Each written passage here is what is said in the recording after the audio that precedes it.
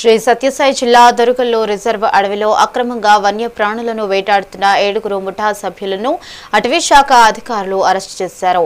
పసంబావి ప్రాంతంలో వేట జరుగుతోంది అన్న సమాచారంతో దాడులు చేసిన అధికారులు నిందితులను అదుపులోకి తీసుకున్నారు. వారి వద్ద నుంచి ఒక నాటు తుపాకీ, బుల్లెట్లు, గన్ పౌడర్ స్కూటర్ను స్వాధీనం చేసుకున్నారు. నిందితులను కదిరి మెజిస్ట్రేట్ ఎదుట హాజరుపరచగా న్యాయస్థానం రిమాండ్ విధించింది. అడవుల్లో వన్యప్రాణుల వేటకు పాల్పడితే కఠిన చర్యలు తీసుకుంటామని Kadiri forest range officer Gurrappa హెచ్చరించారు. నిన్న సోమవారము అర్లీ మార్నింగ్ ఏపీ నుంచి మాకు ఒక ఇన్ఫర్మేషన్ వచ్చింది.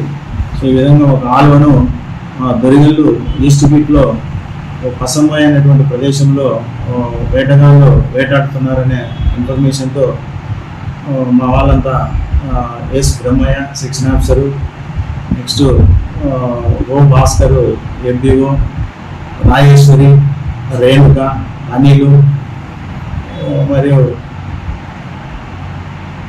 ప్రదీప్ తేజ వీళ్ళంతా శ్రీరాములు అటవీ సిబ్బంది అంతా అటాక్ చేయడం జరిగింది.